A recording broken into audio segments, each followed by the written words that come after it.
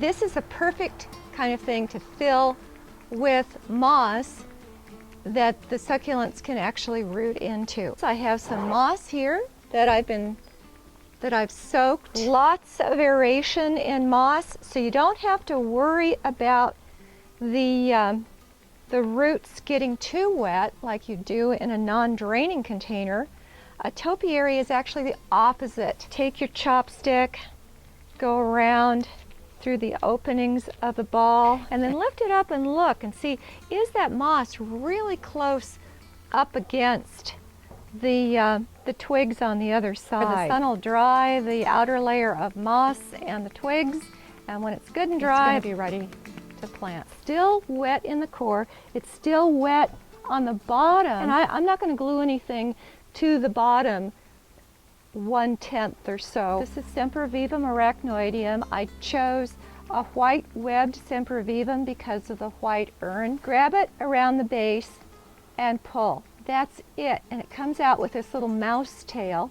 Here's one that's marble sized. Isn't that cute? If they're small enough, they don't really need a tail to hold them into place. It's more important to get the glue on the base of the rosette than it is to get it on the tail, because the tail is more of a hook anyway. Pull that right through. See how I did that? The tail just is my hook.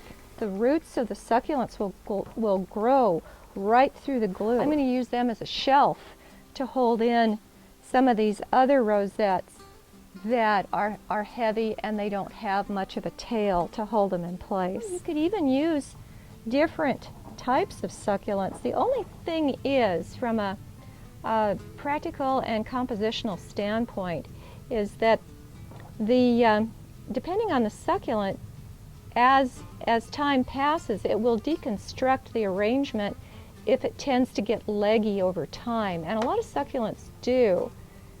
And I want to really glop the glue on this rosette. I've even got it on the leaves. That ought to help it stick.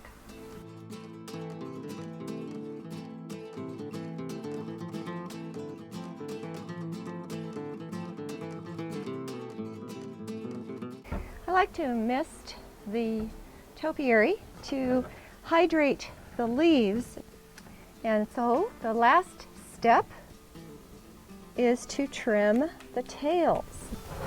And there we have it. There is our finished sempervivum topiary.